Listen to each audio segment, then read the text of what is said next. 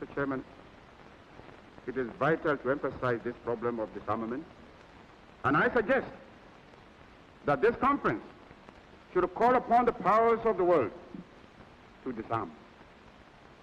They must disarm in order to ensure that they are unable to strike against each other. And Mr. Chairman, from this conference, let us give them a positive maxim. If you want peace, stop preparing for war. Why peace, peace, and yet there is no peace? Only last night, the Soviet Union exploded a nuclear device. This is a shock to me, as it must have been to you all. But it is a shock which possibly brings home to us the supreme danger facing mankind, the imperative necessity for peace, and the urgent need to sign a treaty for complete and general disarmament.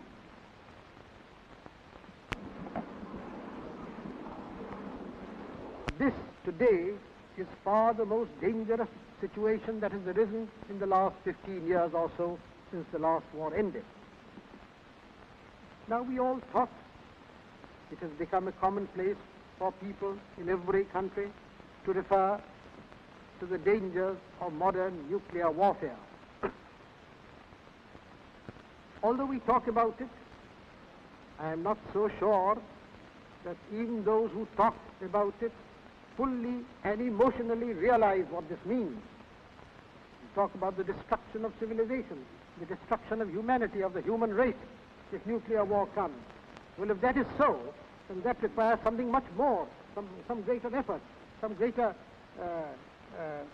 attempt on our part to try to do what we can to avoid it. I know that the key to the situation does not lie in the hands of this Congress or any other Congress or conference. The key to the situation today essentially lies in the hands of two great powers, the United States of America and the Soviet Union.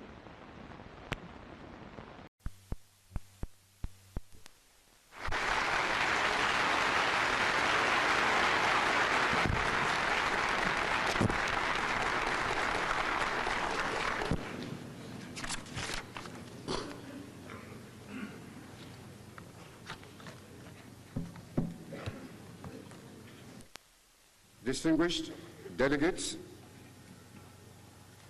I appear before you today on a sad and solemn occasion, the first meeting of the General Assembly since the murder of the Prime Minister of the Congo, Patrice Lumumba. History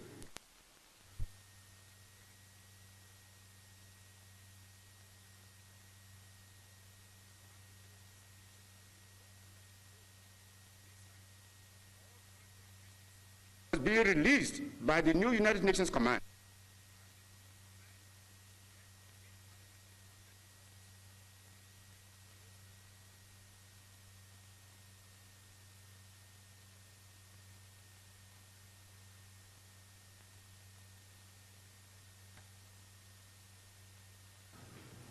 That the first task of the United Nations is to allow the Congolese people to be ruled by a government of their own choice. The Congolese constitution provides a means by which such a government can be chosen. And we support the Kazenga government because it was chosen by this means and was the government that invited the United Nations to the Congo. The duty of the United Nations is not to force on the Congo this or that government, because the other states of the world think that any particular government should be a suitable one for the Congo. This is nationalism. I therefore do not understand the emphasis which a number of powers lay on recognizing this or that government. Ultimately, it must be the Congolese people who choose their government and not the United Nations. What the United Nations must do is to see that the Congolese people have the opportunity to choose the government which they want. The present situation. My proposal is therefore that there should be, as soon as the United Nations have established law and order, a new general election conducted under United Nations supervision and under conditions where every political party can freely canvass for its policy without fear, without force, and without intimidation. Before, therefore, accepting a decision of the present Congolese parliament as an expression of the will of the nation, the United Nations must first satisfy itself that parliament is not meeting under duress and that the balance of political forces has not been changed by organized murder.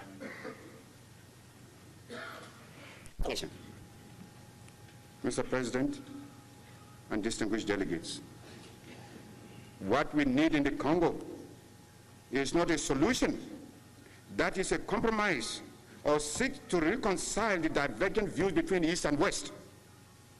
What we want is a solution acceptable to the Congolese people and which ensures peace and stability in Africa and thus excludes the Cold War from the continent. As I have said many times before, we in Africa have a vested interest in peace. What is taking place in the Congo today could lead to a serious conflagration which would set us all ablaze and spare no one.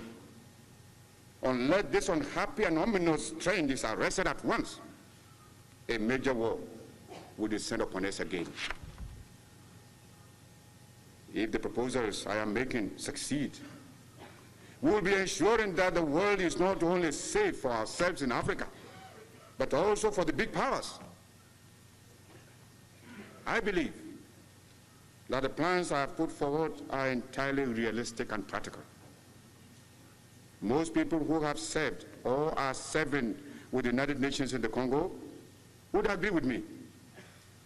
I believe that the African point of view at the United Nations headquarters in New York has now some influence in that the Secretary General is making use of the advisory committee, but this is not enough. The African viewpoint should also be much more fully represented at the United Nations headquarters in Leopoldville, in both the civil and the military spheres. United Nations headquarters in Leopoldville is divided into several and military sections. On the civil staff, I would like to see many more experienced Africans in position of authority than it is at present the case. On the military side, my feelings are the same.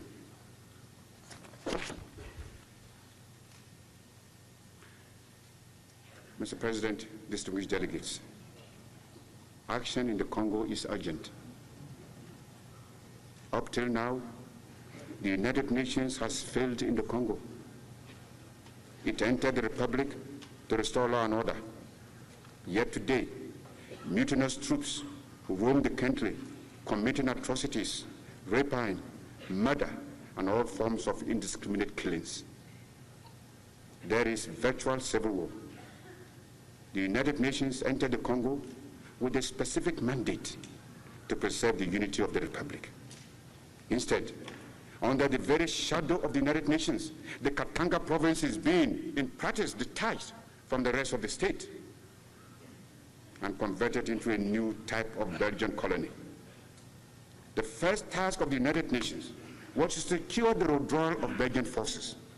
Instead, Belgium has been allowed to establish what amounts, in fact, to a military dictatorship in Katanga.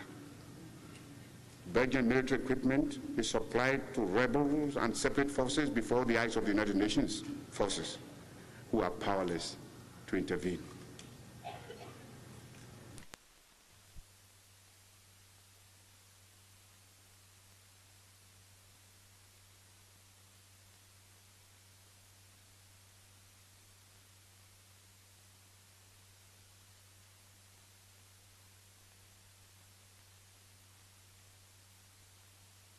United Nations presence in the Congo had to be based upon the solid political foundation of the consent of the Congolese people.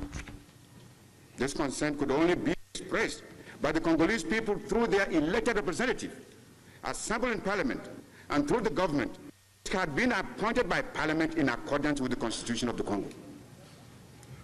Instead, the United Nations stood by passively while parliament was prevented from meeting by Mobutu in command of a band of mutineers.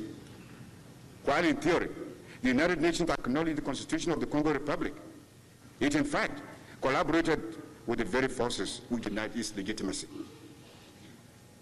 Distinguished delegates will recall that Mobutu claimed to have deposed both President Kasavubu and the government of Patrice Lumumba, and to have deposed all government but his own.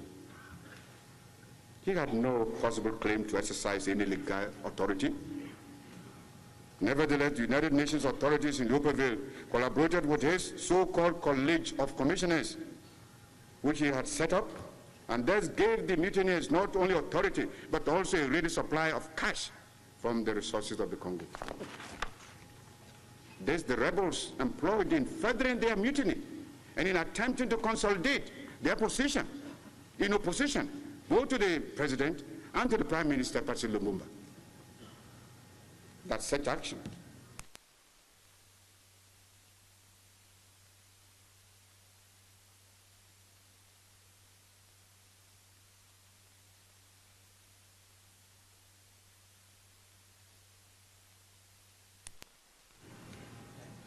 what has happened to the principle so widely canvassed in theory that all aid should be channeled through the United Nations. The distinguished delegates of the United States, Mr. Adlai Stevenson, some little time ago, wrote an article in the London Sunday Times in which he pointed out the absolute madness of partitioning Africa economically along the pattern established in Europe. What indeed should the Congo be economically attached to the common market countries?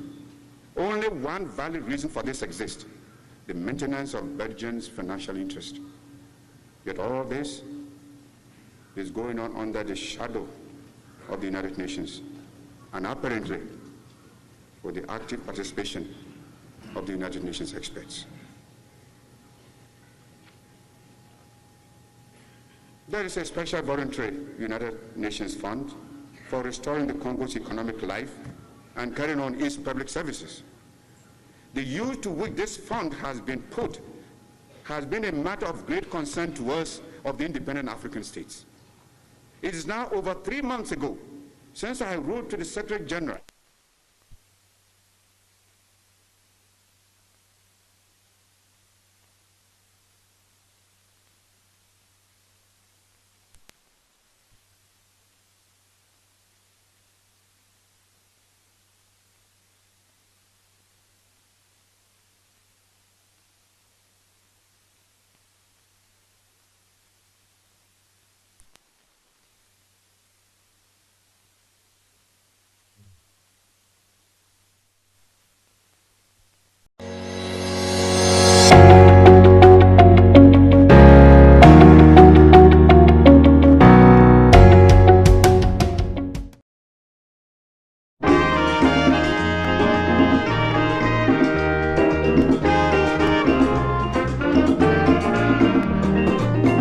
has labored, he has suffered to lead his people into the land of freedom. He is the Redeemer and the champion of liberty, of human equality. Let's salute him, fellow Ghanaians, the nation's founder, Sergeant Kwame Nkrumah. May God bless him, Ghana showboy, Africa's great song, Sergeant Dr. Nkrumah.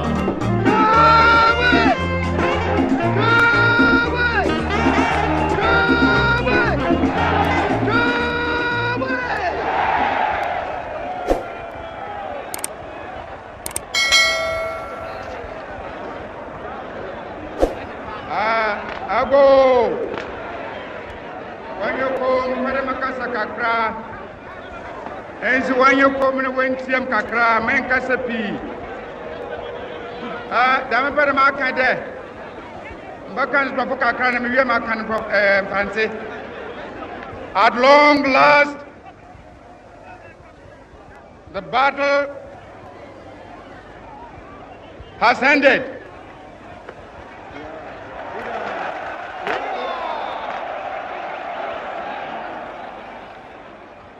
And thus, Ghana, your beloved country, is free forever.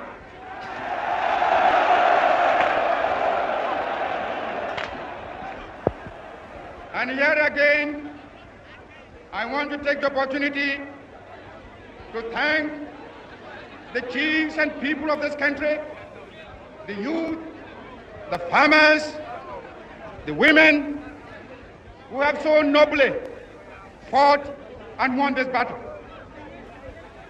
Also, I want to thank the valiant ex-servicemen who have so cooperated with me in this mighty task of freeing our country from foreign rule and imperialism. And as I pointed out at our party conference at Sorbonne, I made it quite clear that from now on today, we are waking, we shall no more go back to sleep anymore. Today, from now on, there is a new African in the world. That new African is ready to fight his own battle and show that after all, the black man is capable of managing his own affairs. We are going to demonstrate to the world, to the other nations, young as we are, that we are prepared to lay our own foundation. As I said in the assembly just minutes ago, I made it point that we are going to say that we create our own African personality and identity. It's the only way in which we can show the world that we are ready for our own battle. But today, may I call upon you all that at this great day, let us all remember that nothing in the world can be done unless it has the purported support of God. We have done the battle, and we again rededicate ourselves not only in the struggle to emancipate other territories in Africa. Our independence is meaningless unless it is linked up with the total liberation of the African continent.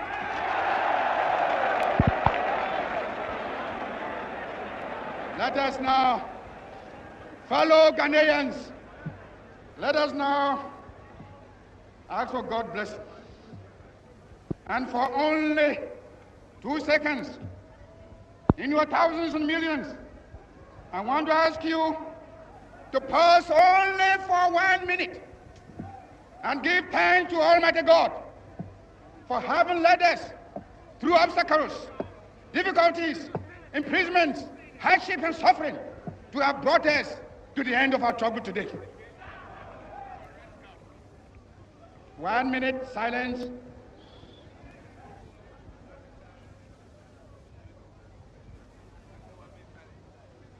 Ghana is free forever.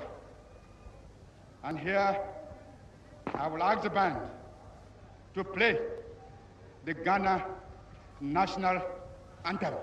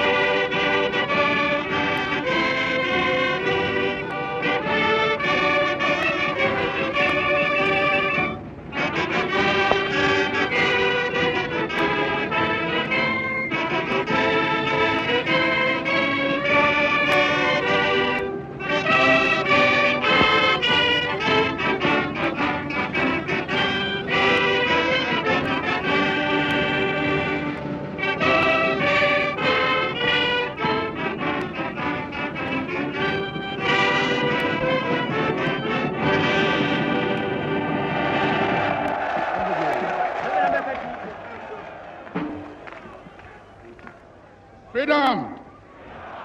Freedom! Freedom! Fellow freedom fighters, comrades and friends, it is my great pleasure to welcome you to Accra and to this conference of African freedom fighters and supporters of the growing movement for Africa's liberation and unity.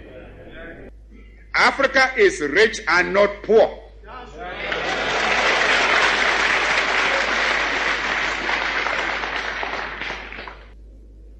Africa has immense actual and potential wealth: gold, diamond, copper, manganese, bauxite, iron ore, uranium, asbestos, chrome, cobalt, a host of other minerals.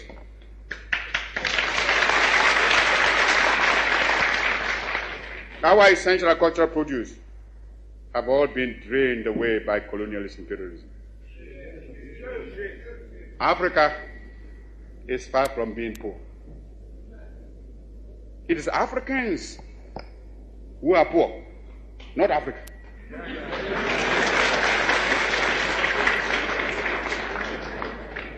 And they are poor because of the uncounted profit that has been made out of the exploitation of their labor and their lands.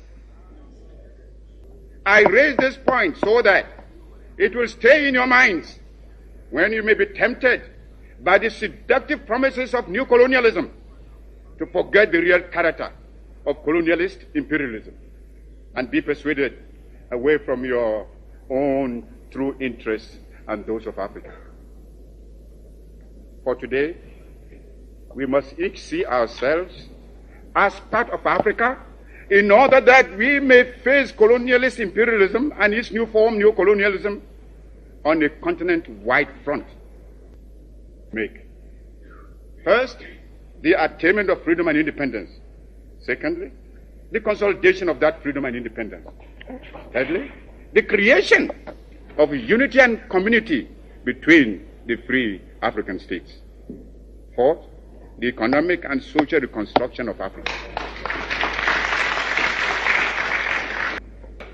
As I see it, our greatest danger stems from disunity and the inability to see that the realization of our hopes and aspirations, the realization of our objective of total African independence, and of our future progress and prosperity is inextricably bound up with the necessity to unify our policy and actions in connection with the continued struggle for independence and the greater task of economic and social reconstruction beyond it. We must therefore face the issue of African unity now, for only unity will make the artificial boundaries and regional demarcations imposed by colonialism obsolete and superfluous. African unity will thus provide an effective remedy for border disputes and internecine troubles. In a united Africa, there could be no frontier claims between Ethiopia and Somalia, or between Zanzibar and Kenya, Guinea or Liberia, or between Ghana, Togoland, and the Ivory Coast.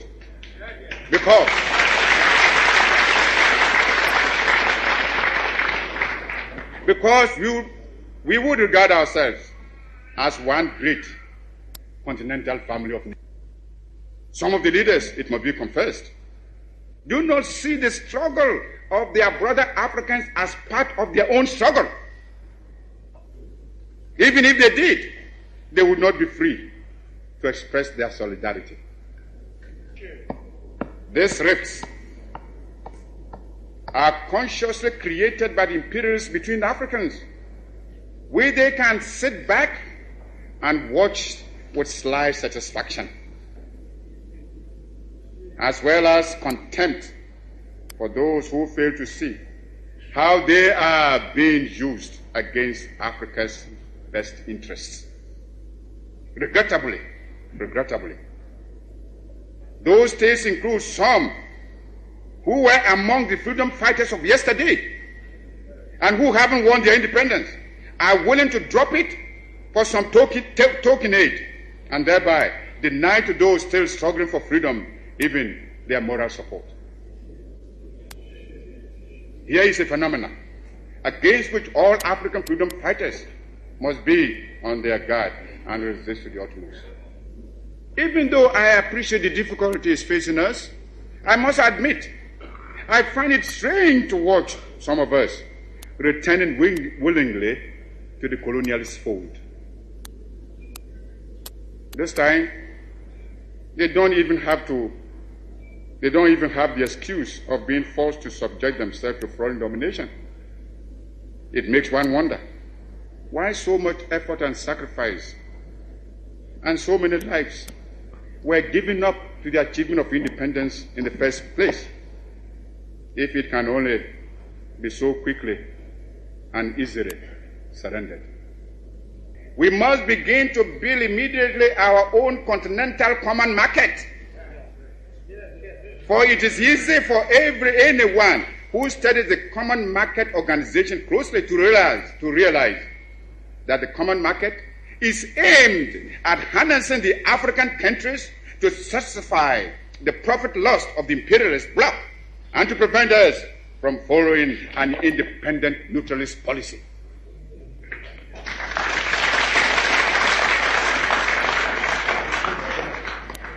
It is easy to see that the imperialists and the colonialists are determined to retain the African countries in the position of suppliers of cheap raw materials.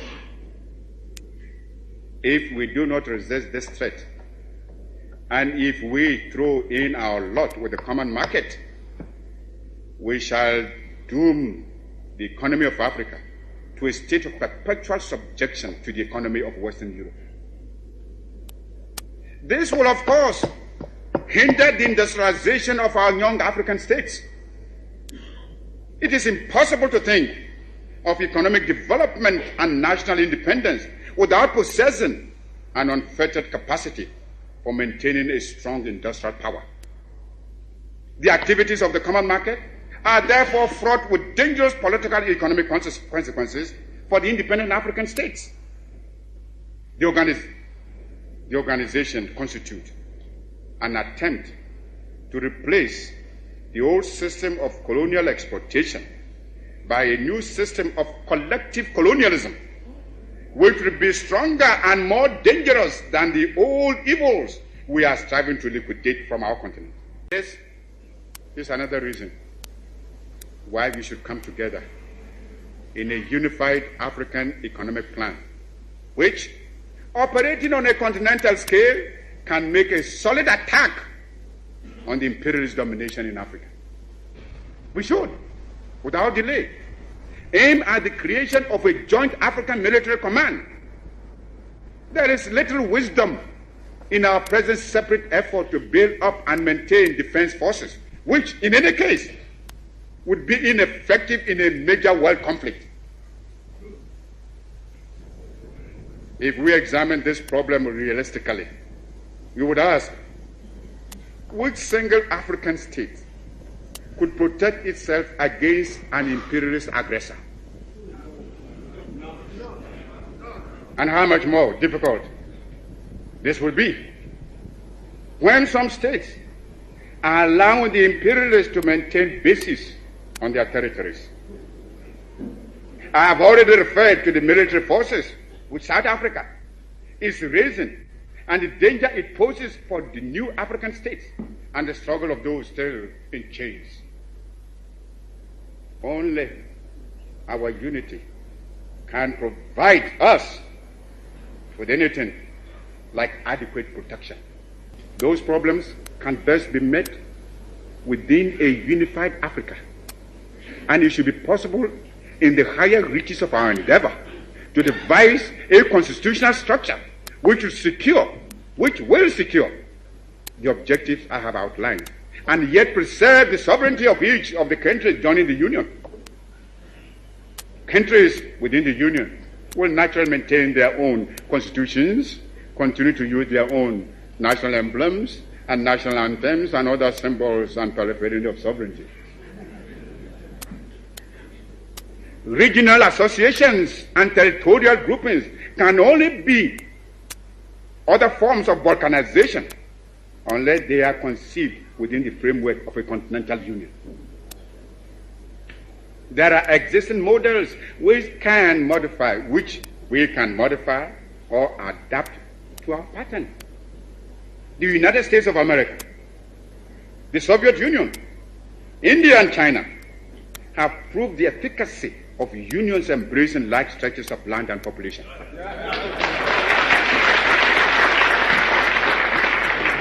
Long live African freedom fighters.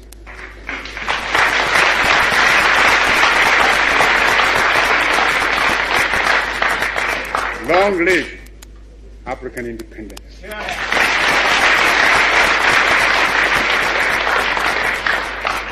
Long live your struggle. Mankind cannot escape the constant threat of war. Africa therefore appeals to the United Nations to live up to its reputation as the greatest bastion of world peace and demands that a meeting of this year's United Nations session should be devoted to the problem of colonialism in Africa. It is folly. It is folly for the colonialists to think that they can hold back forever the progress of history. The process of change is inherent in the interplay of social, economic, and political forces. It is true that these can be hindered and impeded and even bent to different purposes, but not forever.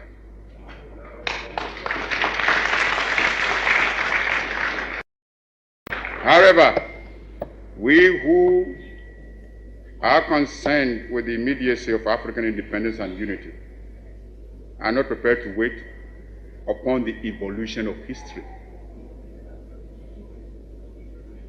We are determined to give history a revolutionary push.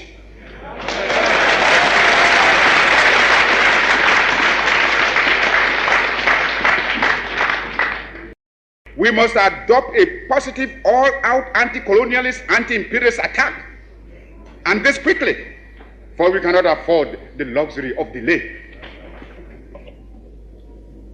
Time acts for the enemy, no less than for ourselves. Let us therefore examine our position seriously and objectively to see how well we have managed so far and evaluate our points of weakness and the necessary remedies.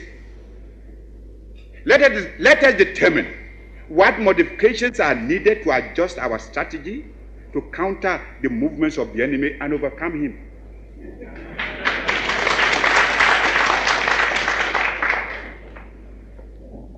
This requires some plain speaking. And for the sake of Africa, let us speak plainly.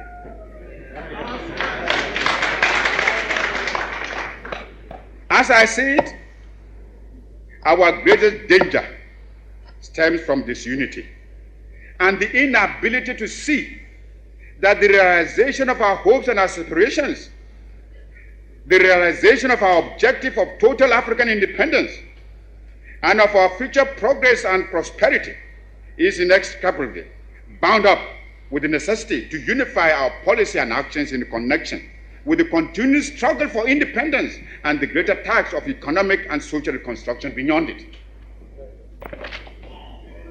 We must therefore face the issue of African unity now, for only unity will make the artificial boundaries and regional demarcations imposed by colonialism obsolete and superfluous.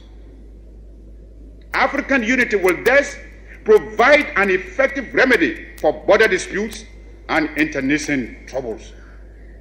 In a united Africa, there could be no frontier claims between Ethiopia and Somalia, or between Zanzibar and Kenya, Guinea or Liberia, or between Ghana, Togoland, and the Ivory Coast. Because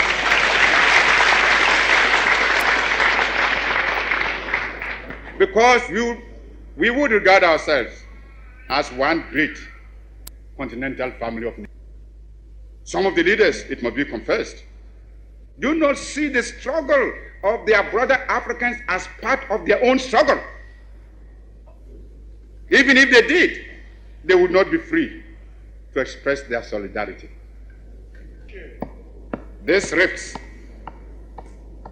are consciously created by the imperialists between Africans, where they can sit back and watch with sly satisfaction, as well as contempt for those who fail to see how they are being used against Africa's best interests. Regrettably,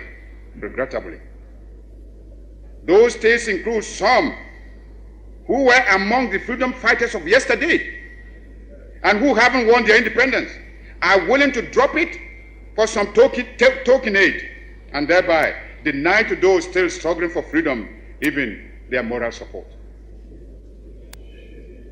Here is a phenomenon against which all African freedom fighters must be on their guard and resist to the utmost. Even though I appreciate the difficulties facing us, I must admit, I find it strange to watch some of us returning willingly to the colonialist fold. This time, they don't even have the excuse of being forced to subject themselves to foreign domination. It makes one wonder why so much effort and sacrifice and so many lives were given up to the achievement of independence in the first place, if it can only be so quickly and easily surrendered. Unhappily for us, colonialism creates in some intellectual allegiances which are not severed at the moment of independence, but remain to condition loyalties away from Africa towards the metropolis which draws them. They are unable, it would appear, to accept the idea that Africans can get together to make viable and going concern of a combined African continent, but rather see their salvation in coming together in association like the Franco-African community mooted recently at Bangui. Although there are many here who speak English, French, Spanish, or Portuguese, nevertheless, we are all Africans.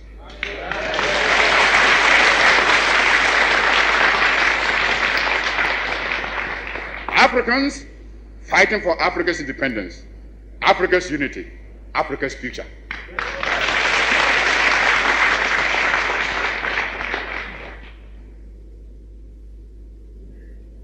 I have said that I understand the difficulties of these states, which are drawing away from the African community back into that of Europe, faced with the demands of their people for rising standards of living and better social conditions, but charged with economies that can hardly meet the recurrent expenditures of administration and maintenance. They are in dilemma. And standing at their elbows are the new colonialist agents, beckoning them back with a smile into the web of imperialism, though it may have a new look this time and offer the irresistible bait of immediate help. This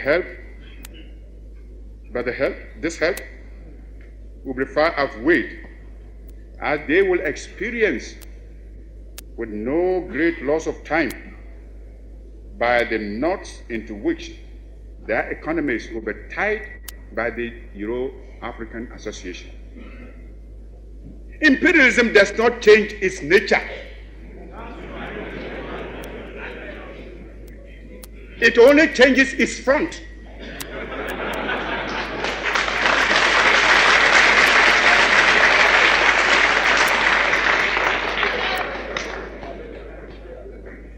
It still needs colonial appendages, whether in name or in fact, to exploit and at the same time to support its Cold War strategy. In the face of this serious threat to our economy and independence in Africa, we must begin to build immediately our own continental common market. For it is easy for anyone who studies the Common Market Organization closely to realize that the common market is aimed at harnessing the African countries to satisfy the profit lust of the imperialist bloc and to prevent us from following an independent neutralist policy.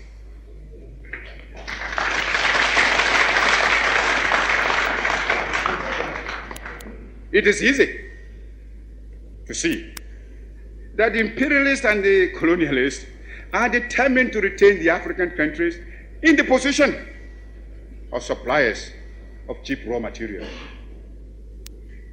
If we do not resist this threat, and if we throw in our lot with the common market, we shall doom the economy of Africa to a state of perpetual subjection to the economy of Western Europe. This will, of course, hinder the industrialization of our young African states. It is impossible to think of economic development and national independence without possessing an unfettered capacity for maintaining a strong industrial power. The activities of the common market are therefore fraught with dangerous political and economic consequences for the independent African states. The organization constitutes an attempt to replace the old system of colonial exploitation by a new system of collective colonialism, which will be stronger and more dangerous than the old evils we are striving to liquidate from our continent.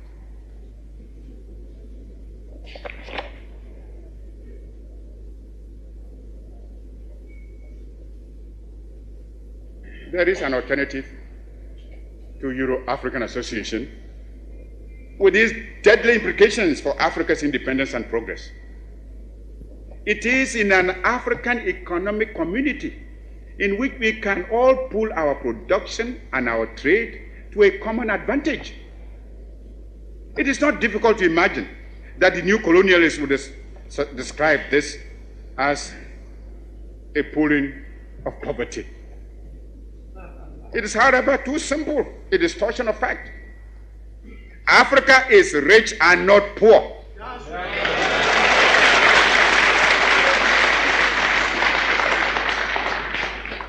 As the great wealth that has been taken out of our continent over 5 centuries of spoliation and extortion very well proves. Africa has immense actual and potential wealth: gold, diamond, copper, manganese, bauxite, iron ore, uranium, asbestos, chrome, cobalt, a host of other minerals.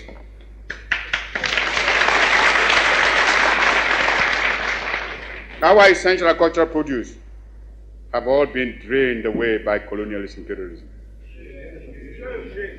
Africa is far from being poor. It is Africans who are poor, not Africa.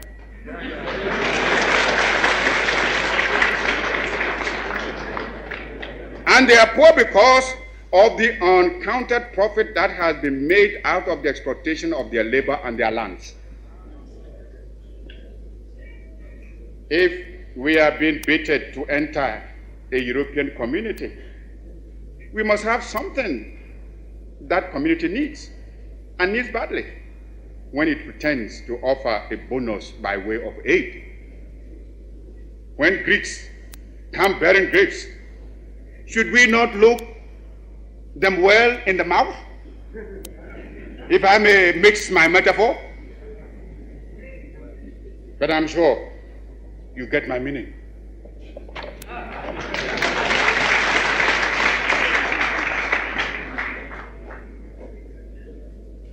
When we, new, untried, inexperienced states, are flattered into European alliances, we enter not as equals, but as suppliers of primary products at the generosity of industrial competitors. How generous they can be, we have learned from our sad experience over a good long time. Who fixes the prices?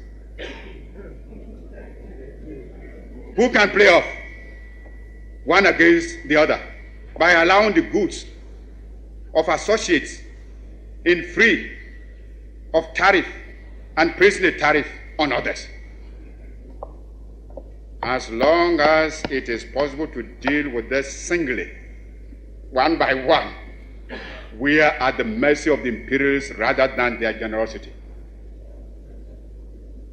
And we shall find ourselves in the same old cleft state of receiving the lowest possible prices for our raw materials, while those of us who are obliged to buy their manufactured goods because of being members of the association will pay for them through the nose.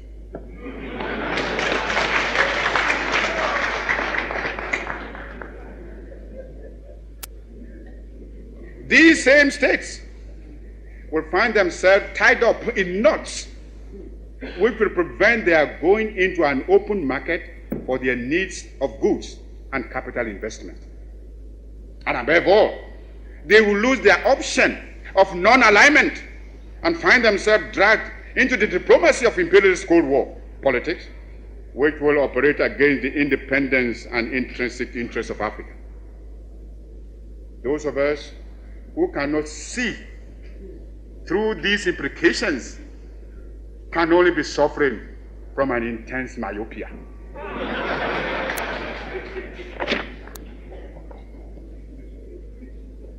Within our African community, our pooled production will place us in a position to bargain for higher prices and so secure greater revenues, out of which we can invest in our development. At the same time, we can trade freely among ourselves and buy from ourselves in the cheapest markets. We can turn for aid to those sources which will give us the most suitable terms while leaving us free to follow our own internal and external policy. But more even than this narrow cooperation, we need a wider continental economic plan which will allow us, within unity, to exploit Africa's tremendous resources for our common welfare and greater African development and progress. If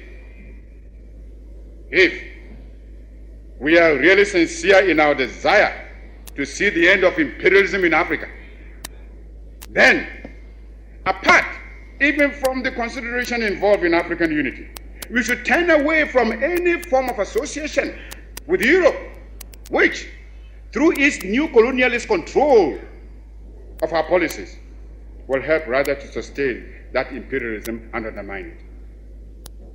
It is bad enough that our economies, as a legacy of colonial rule, are imperialist controlled, and that we have to strive every means to rid ourselves of this economic imperialism and secure our development and progress on solid African foundations.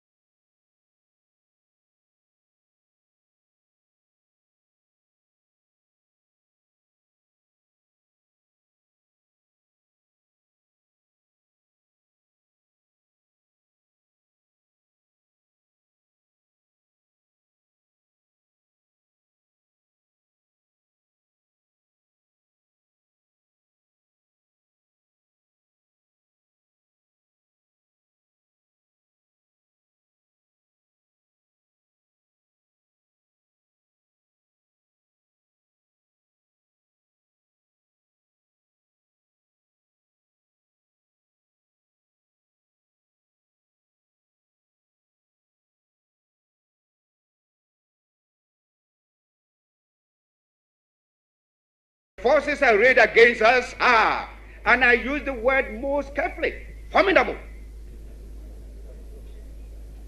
They are entrenched and powerful. They are, as I have taken some pains to explain, the forces of imperialism acting through their instruments, neocolonialism and colonialism, ably assisted by the agents of the Cold War. They operate in worldwide combinations at all levels: political, economic, military, cultural, educational, social, and trade.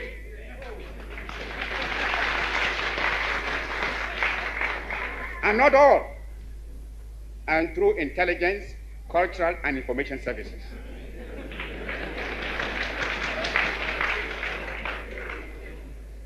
They operate from European and African centers, using agents who, I'm ashamed to say, are often unpatriotic sons of Africa, buying personal satisfactions with the betrayal of their country's safety and integrity. They seduce leaders. They seduce leaders of the African political, trade union, and people's organization, thus creating rifts and quarrels within the national front. On the broader front, they are amassing their forces in a determined effort to stay the advance of African liberation and the march of unity. It is not accidental that the countries of the European Common Market and those spearheading the North Atlantic Treaty Organization, the imperialist powers who have brought in their vassals, Spain and Portugal. Portugal, in fact, since the wars of the Spanish Succession, 1700 to 1714, being a protectorate of Britain, which has enjoyed special trading and unnecessary rights in both Portugal and in the Portuguese territories for over 200 years. It is not difficult to understand, therefore, why Britain has not raised her voice against the atrocities in Angola and other protected Portuguese territories, and actually supported Portugal's preposterous claim at Goa in India was an integral part of the metropolitan country. The arms and troops that are pouring into Angola cannot be regarded in isolation from the international organization of imperialism and the Cold War militarism with which they are most definitely linked. It is absurd to think that Portugal, one of the poorest countries in Europe,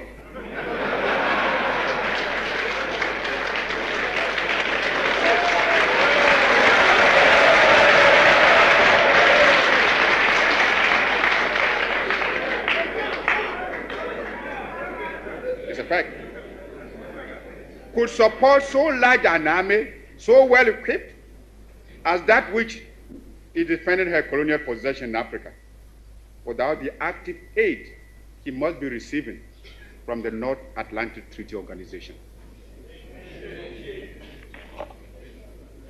Nor can we look upon the way in which South Africa is busily building up an armed force equal to any held by the nations of Europe, without sensing the international implications that are obviously involved. She has, we hear, a secret military pact with Portugal, and the interlocking imperialist interests collected in the Congo and the Rhodesias, Angola and Mozambique, which are also linked with the great mining and financial interests operating in South Africa, create a chain of allies which seriously threatens both the fight for extending African emancipation from colonialism and independence of the new African states.